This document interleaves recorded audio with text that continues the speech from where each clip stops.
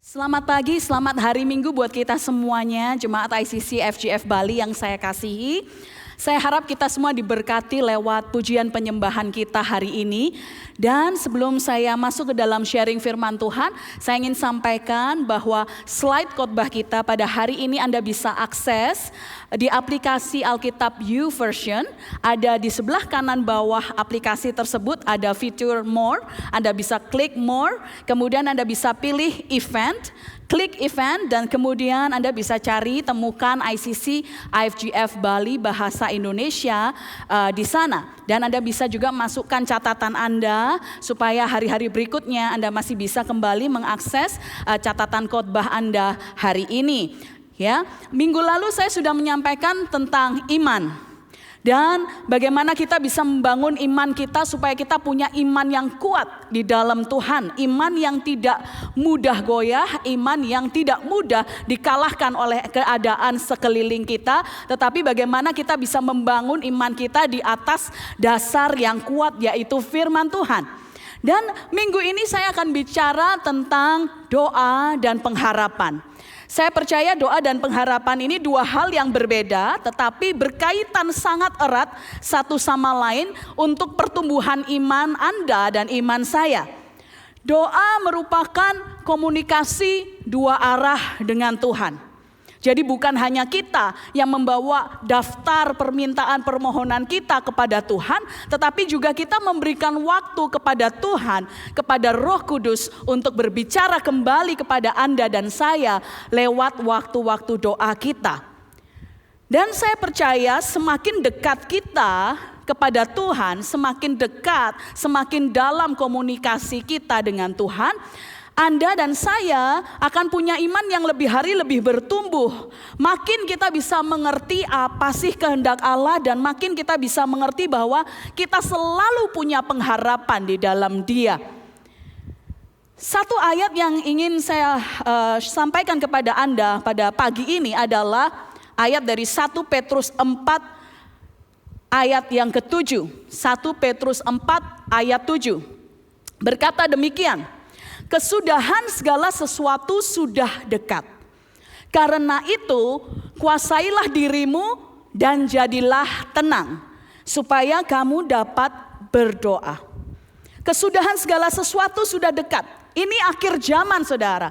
Kita hidup di masa-masa akhir zaman. Kita mulai melihat banyak bencana demi bencana di mana-mana terjadi.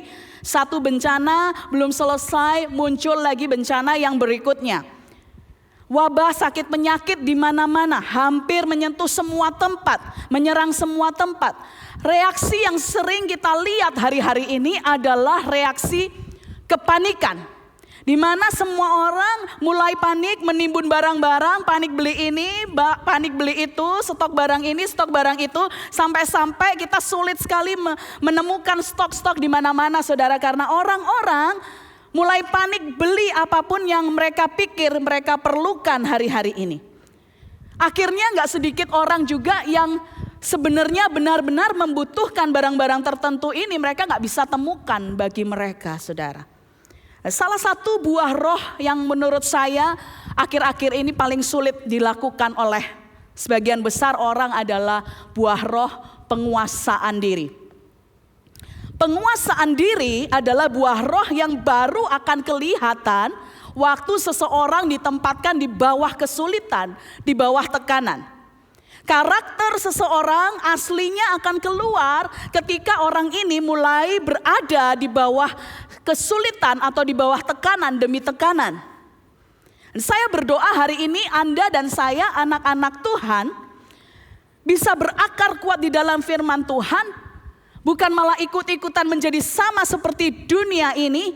Tetapi saya berdoa kita semua, Anda dan saya, menjadi contoh teladan bagi orang-orang lain di sekitar kita. Bagaimana kita bisa menunjukkan penguasaan diri kita. Bagaimana kita bisa menjadi teladan dalam hal penguasaan diri. Lewat ketenangan kita. Kita bukan berarti, orang yang tenang bukan berarti orang yang masa bodoh. Orang yang tenang bukan berarti orang ini gak mau tahu dengan kejadian sekelilingnya. Tetapi yang dikatakan orang yang tenang adalah Orang yang tahu persis kepada siapa dia bersandar. Orang yang tahu persis siapa yang berkuasa atas hidupnya.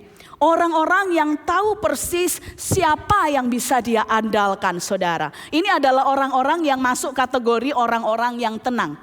Apakah hari-hari ini Anda dan saya termasuk kategori orang-orang yang tenang, saudara? Saya harap demikian ya. Orang yang berkuasa di dalam kehidupan kita satu-satunya adalah seharusnya Yesus Kristus Tuhan kita. Orang yang panik, saudara, orang yang gak bisa tenang dalam kehidupannya, jangankan berpikir untuk berdoa. Orang yang panik gak bisa mikir apa-apa, saudara. Mau mikir apapun gak bisa. Bahkan terdiam, blank, gak ngerti mau ngapain, dan akhirnya lakukan apapun sembarangan. Apa yang sempat dia pikirkan, itu yang dia lakukan. Berapa banyak hari-hari ini orang-orang yang panik langsung berlarian ke sana kemari, gak jelas tanpa tujuan. Akhirnya mereka celaka, saudara. Saya berdoa supaya kita anak-anak Tuhan bisa berdoa menjadi tenang di dalam roh dan kebenaran, saudara. Saya berdoa Yakobus 5 ayat 16b menjadi bagian Anda dan saya pagi ini.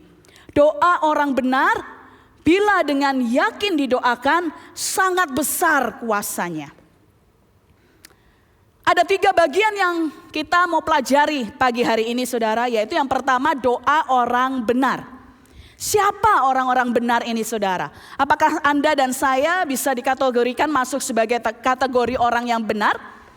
Orang yang benar adalah Anda dan saya, orang-orang percaya yang mengaku Yesus Kristus sebagai Tuhan dan Juru Selamatnya.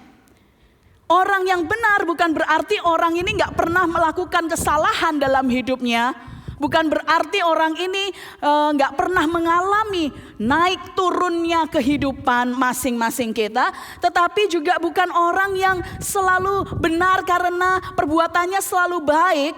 Tetapi orang-orang yang dibenarkan oleh iman dan oleh kasih karunia Allah. Kalau kita ingin doa kita dijawab, saudara, kita perlu tetap tinggal di dalam kebenaran. Dan kebenaran akan firman Tuhan. Dan saya percaya kebenaran tinggal di dalam kita. Kita pun juga harus tetap tinggal di dalam kebenaran. Bagaimana caranya untuk kita bisa tetap tinggal dalam kebenaran? Pertama, saudara, sebelum kita berdoa, sebelum Anda berdoa, selidiki hatimu dulu, saudara. Apakah di dalam hati kita masih menyimpan dendam? Apakah Anda masih menyimpan sakit hati? Apakah Anda masih menyimpan kepahitan kepada orang lain? Kalau iya saudara, Anda perlu belajar untuk mengampuni. Karena firman Tuhan berkata dalam Markus 11 ayat 25, dan jika kamu sendiri berdiri untuk berdoa, ampunilah dahulu sekiranya ada barang sesuatu dalam hatimu terhadap seseorang. Supaya juga Bapamu yang di surga mengampuni kesalahan-kesalahanmu. Tetapi jika kamu tidak mengampuni, maka Bapamu yang di surga juga tidak akan mengampuni kesalahan-kesalahanmu. Di bagian yang lain di dalam Alkitab, Mazmur 66 ayat 18 berkata, seandainya ada niat jahat dalam hatiku, tentulah Tuhan tidak mau mendengar, saudara. Maka kalau Anda ingin berdoa, kalau Anda rindu membangun kehidupan doa Anda, keadaan hati Anda sangat mempengaruhi bagaimana Anda berdoa dan apakah doa Anda akan didengar atau tidak oleh Tuhan. Sebelum Anda berdoa, mari saat ini Anda bisa cek hati Anda, saya cek hati saya, saudara. Apakah saat ini dalam hati kita masih menyimpan dendam, sakit hati, kepahitan kepada orang lain. Mungkin ada seseorang yang secara spesifik membuat kita jengkel, gak bisa melepaskan pengampunan sampai hari ini. Anda perlu belajar untuk melepaskan pengampunan. Karena apa? Seandainya ada sesuatu yang jahat dalam hati Anda dan saya, Tuhan tentu tidak akan mendengarkan doa kita, saudara. Beberapa orang mungkin bertanya, Ya, aku mau sih doaku dijawab oleh Tuhan, tapi gimana caranya? Aku sudah mendoakan 1, 2, 3, 4 hal dalam kehidupanku, di dalam list doaku yang sudah bertahun-tahun, bahkan sampai hari ini gak dijawab sama Tuhan. Seakan-akan Tuhan diam. Apakah saudara sudah pernah cek hati Anda? Apakah hati Anda sudah melepaskan pengampunan kepada orang-orang yang pernah menyakiti Anda? Saudara, ini firman Tuhan. Orang yang tinggal di dalam kebenaran bicara soal orang-orang yang punya hati yang tulus dan hati yang murni, hati yang sungguh-sungguh tulus untuk melakukan sesuatu bagi orang lain di sekitarnya, saudara. Ini orang benar. Bagian kedua dari ayat tadi adalah doa orang yang benar apabila dengan yakin didoakan. Sangat besar kuasanya. Bagaimana Anda dan saya bisa berdoa dengan yakin? Apa sih berdoa dengan yakin tuh yang kayak gimana, saudara? Banyak orang yang datang sama saya sudah berdoa pastor, tapi saya nggak yakin apakah doa saya ini dijawab oleh Tuhan atau enggak. Saudara, bagaimana Anda dan saya bisa berdoa dengan yakin? Doa yang yakin itu yang kayak apa? Doa yang dengan didoakan secara yakin adalah waktu Anda mulai berdoa, di belakang pikiran Anda, di dalam hati Anda tidak ada sedikit pun keraguan bahwa Tuhan sanggup melakukan apa yang Anda doakan. Gak ada rasa bimbang sedikit pun dalam hati kita bahwa Tuhan pasti sanggup melakukan apapun yang kita minta dan doakan, saudara.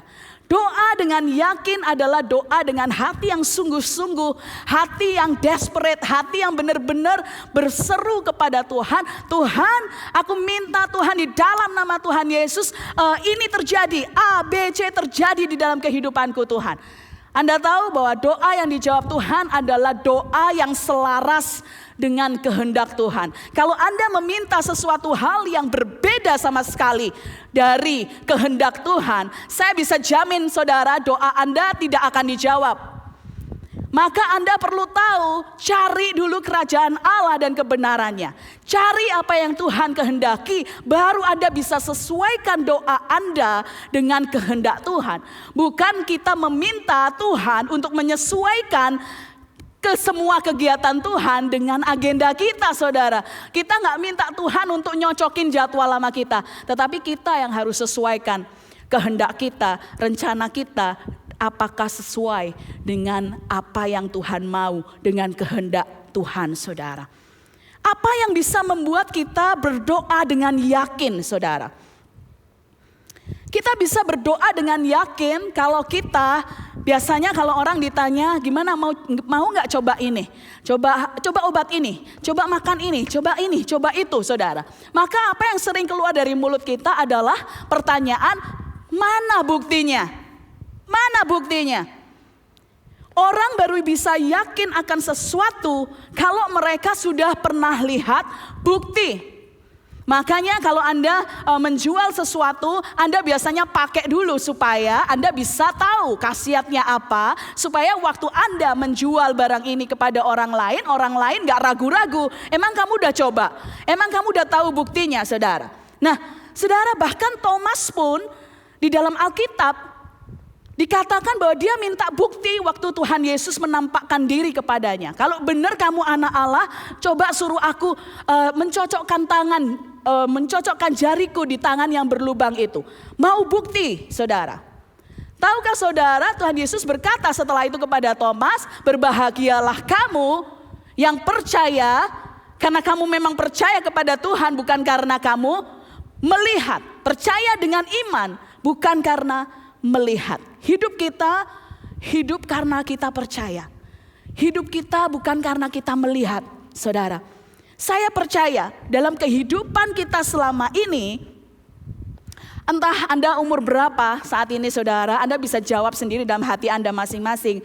Sampai umur sekian ini, dalam kehidupan Anda dan saya yakin dengan pasti ada kejadian-kejadian tertentu di mana Tuhan menunjukkan kebaikannya, Tuhan menunjukkan pertolongannya, Tuhan menunjukkan mujizatnya dalam kehidupan Anda dan saya. Tuhan sudah berkali-kali membuktikan bahwa Dia Tuhan yang besar. Dia sudah berkali-kali menunjukkan pada kita bahwa Dialah penolong kita. Yang perlu Anda dan saya lakukan hari-hari ini, saudara, kita punya banyak sekali waktu sekarang ini.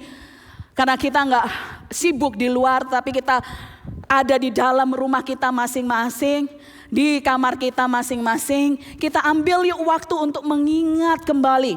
Kira-kira pertolongan-pertolongan apa sih yang Tuhan pernah lakukan dalam kehidupan saya? Mengingat kembali semua kebaikan Tuhan yang pernah Tuhan lakukan dalam kehidupan Anda dan kehidupan saya. Coba ambil waktu beberapa menit ini saudara untuk kita merenungkan kembali. Dalam masa-masa selama sekian puluh tahun kita hidup di dunia ini.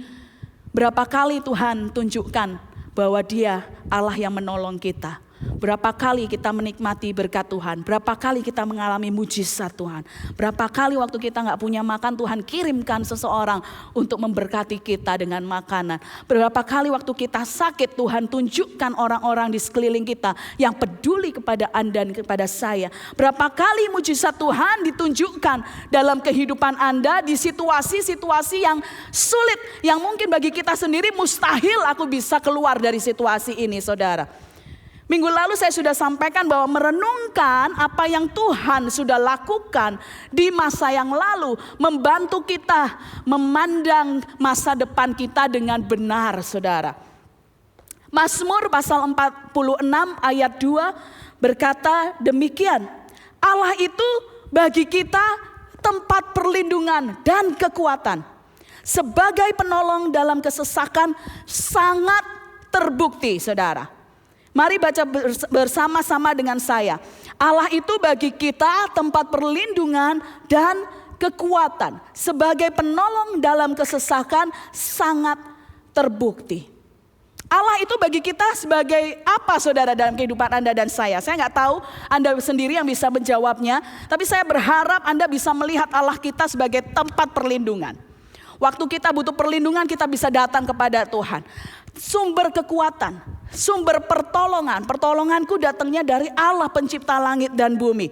Setiap kali kita dalam kesesakan Tuhan selalu akan keluar untuk menolong Anda dan saya.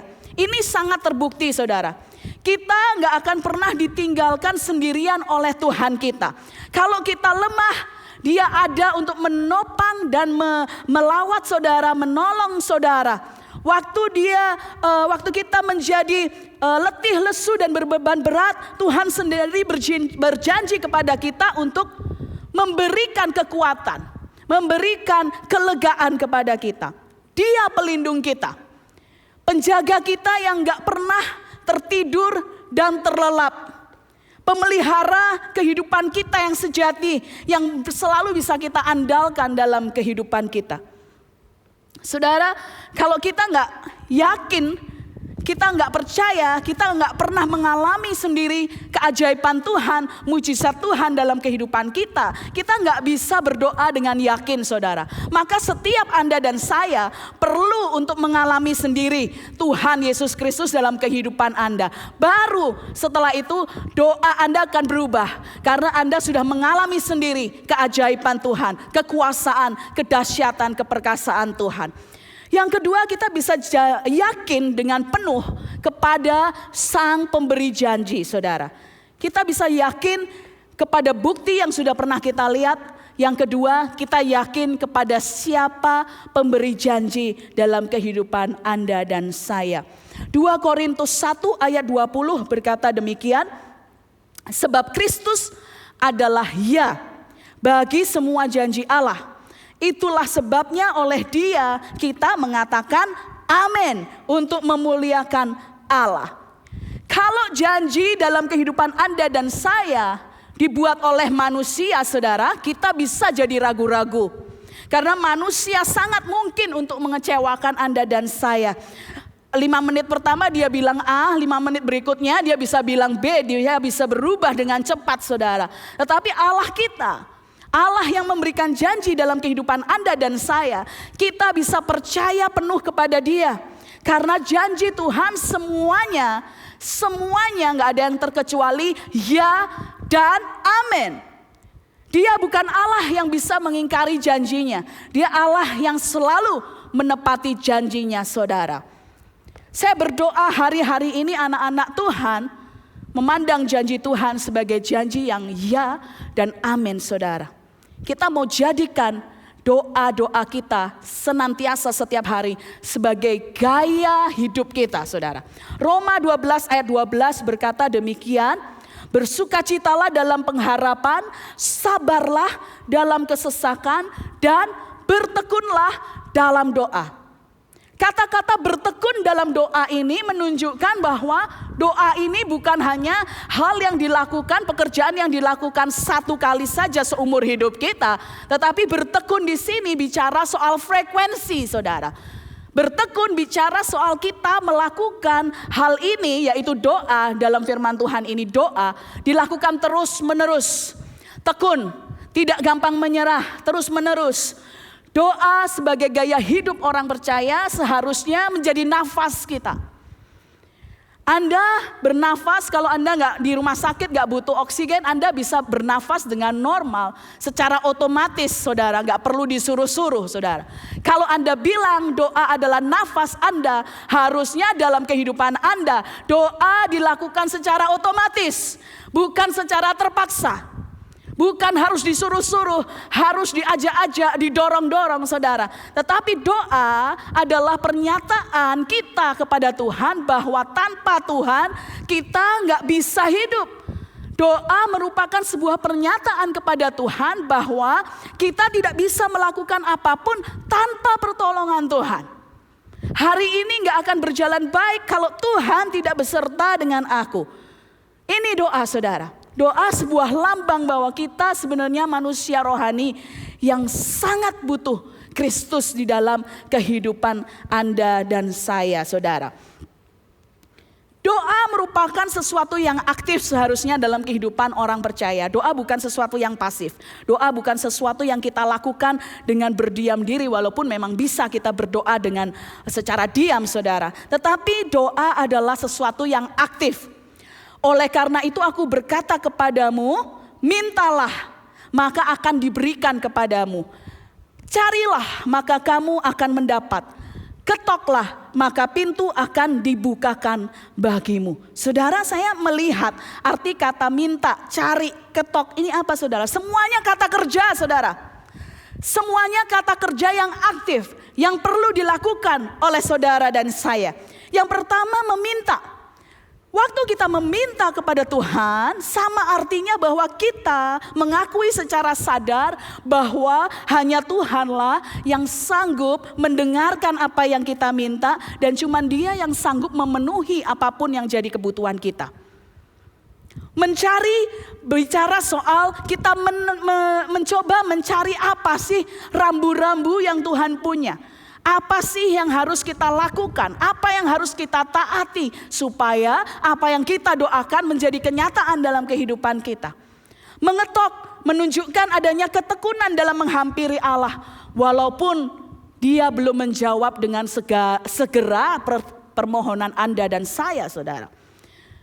Saya mau tanya sama Anda, waktu kita mengetok pintu, pasti dalam hati kita punya pikiran, aku pengen pintu ini supaya dibukakan. Benar ya, saudara? Kalau Anda ketok pintu seseorang atau pintu rumah seseorang, ketok, Anda pasti punya pemikiran, aku harap pintu ini dibuka. Bayangkan kalau Anda cuma ketok pintu ini satu kali, kemudian gak ada orang yang membuka pintu bagi Anda. Kemudian Anda dengan mudahnya, gak ada orang mungkin di rumah. Dia gak mau bukain pintu. Kemudian Anda pergi, saudara. Kalau Anda mengetuk satu kali dan pintu itu belum dibukakan, saudara, lalu Anda pergi, ini meninggalkan sebuah tanda, saudara, sebenarnya, saudara. Anda gak benar-benar ingin masuk pintu itu, saudara. Anda gak benar-benar ingin masuk kepada rumah, ke dalam rumah itu. Kalau Anda cuma ketok sekali, lalu Anda pergi sebelum pintu itu dibukakan, itu menandakan bahwa Anda gak benar-benar pengen masuk. Yang Anda lakukan kalau sekali belum dibukakan, ketok lagi, saudara. Ketok lagi, bahkan lebih keras lagi, minta lebih keras lagi, ketuk lebih keras lagi, sampai pintu itu dibukakan. Doa merupakan kata kerja yang aktif. Waktu Anda berkata-kata kepada orang lain, hati-hati ya di jalan ya, Tuhan Yesus memberkati. Itu doa Anda juga saudara. Waktu Anda sedang memasak buat keluarga Anda di rumah hari-hari ini, Anda berdoa, Anda bersuka cita, Anda memasak dengan penuh cinta kasih, itu merupakan doa Anda juga. Waktu engkau mengampuni orang yang bersalah kepada Anda, itu merupakan doa Anda juga. Waktu engkau menelepon orang lain dan menanyakan dengan hati yang tulus bagaimana keadaan mereka hari ini, itu merupakan tindakan doa juga. Waktu engkau membagikan apapun kepada orang lain, tindakan Anda lewat perbuatan-perbuatan Anda, itu juga merupakan doa Anda saudara. Waktu Anda ngobrol dengan orang-orang terdekat hari-hari ini, sebagai tanda Anda mengasihi mereka, itu juga merupakan tindakan doa yang aktif. Saya mau ajak kita semua pada saat kita berdoa hari-hari ini, bangun doamu di atas dasar pengharapan dan janji Tuhan, saudara. Markus 11 ayat 24 berkata demikian, karena itu aku berkata kepadamu, apa saja yang kamu minta dan doakan, percayalah bahwa kamu telah menerimanya, maka hal itu akan diberikan kepadamu. Percayalah bahwa kamu telah menerimanya. Ada sebuah harapan di sana bahwa kalau aku minta ini, aku percaya Tuhan pasti akan berikan kepada kita. Yesus menjawab mereka dalam Matius 21 ayat 21 dan 22. Yesus menjawab mereka, aku berkata kepadamu, sesungguhnya jika kamu percaya dan tidak bimbang, kamu bukan saja akan mendapat berbuat apa yang kuperbuat dengan pohon ara itu, tetapi kamu juga berkata kepada gunung ini, beranjaklah dan tercampaklah ke dalam laut, maka hal itu akan terjadi. Dan apa saja yang kamu minta dalam doa dengan penuh kepercayaan, kamu akan menerimanya. Kuncinya adalah aku berkata kepadamu sesungguhnya jika kamu percaya dan tidak bimbang. Jangan ada kebimbangan sedikit pun dalam hati Anda dan saya waktu kita mulai berdoa saudara. Jangan berdoa seperti orang yang gak punya pengharapan. Di dalam Kristus masa depan sungguh ada dan harapanmu tidak akan hilang saudara. Mari kita yakini firman Tuhan. Bagaimana kita bisa yakin kalau kita menaruh doa kita di atas dasar janji Tuhan. Makanya saudara, dari mana Anda bisa tahu apa yang Tuhan janjikan dalam kehidupan Anda dan saya kalau Anda gak pernah baca firman Tuhan, Anda gak pernah baca Alkitab. Di situ semua janji-janji Tuhan ada tersedia bagi Anda dan saya. Saudara, hari ini saya mau ajak kita semua untuk mari kita miliki hati yang tenang, mari kita kuasai diri kita supaya kita bisa menjadi tenang. Dan kemudian kalau kita sudah menjadi tenang, kita bisa mulai berdoa. Kita bisa mulai berdoa. Berdoalah dengan yakin. Saya percaya waktu kita berdoa dengan yakin, gak ada yang mustahil bagi Tuhan kita. Doakan dengan yakin, maka saya percaya sangat besar kuasa doa Anda dan saya. Setelah Anda berdoa, kita berdoa, kasih waktu sama Tuhan untuk mendengarkan apa yang Tuhan ingin katakan dalam kehidupan Anda dan kehidupan saya. Dengarkan, saudara, apa yang Tuhan suruh untuk kita lakukan. Kemudian lakukan apa yang Tuhan suruh, saudara. Hari ini saya ingin menghimbau teman-teman semua, saudara-saudari sekalian, dimanapun kita semua berada hari-hari ini. Tim doa kita siap untuk berdoa bersama-sama dengan Anda. Anda bisa mengkontak nomor di layar Anda 0812 381 59314 0812 381 59314. Tim doa kita akan dengan senang hati berdoa bersama dengan Bapak Ibu Saudara sekalian. Dan hari Jumat nanti, Jumat malam jam 7 malam, kita akan mengadakan doa secara online lewat Zoom. Anda bisa bergabung, informasinya akan kita share di Instagram kita, di sosial media kita. Jadi pastikan Anda follow Instagram ICC Bali dan FGF Bali. Saya rasa kita semua akan diberkati Tuhan dengan luar biasa kalau kita punya kehidupan doa yang dekat sama Tuhan. Kehidupan doa yang benar sama Tuhan, saudara. Mari kita tundukkan kepala dan kita akan berdoa bersama-sama. Bapa di dalam surga, kami berdoa Tuhan untuk bersama dengan umat-Mu pagi hari ini.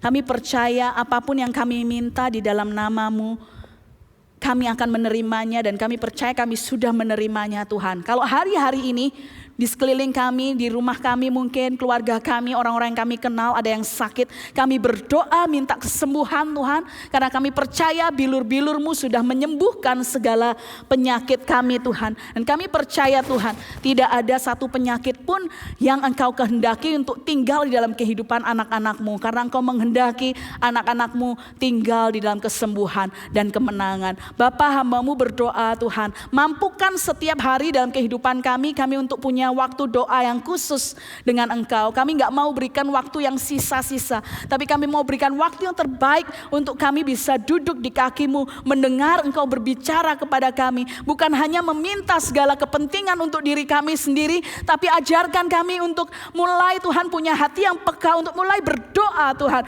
buat orang-orang di sekitar kami Tuhan. Tuhan, kami berdoa, izinkan kami Tuhan menjadi orang-orang yang punya hati yang peka akan Engkau, akan suara-Mu. Apapun yang Kau suruh untuk kami lakukan hari ini, izinkan kami untuk menjadi pelaku-pelaku firman-Mu Tuhan. Izinkan kami Tuhan untuk menjadi kepanjangan tangan-Mu bagi siapapun orang yang membutuhkan yang Kau tunjukkan kepada kami Tuhan.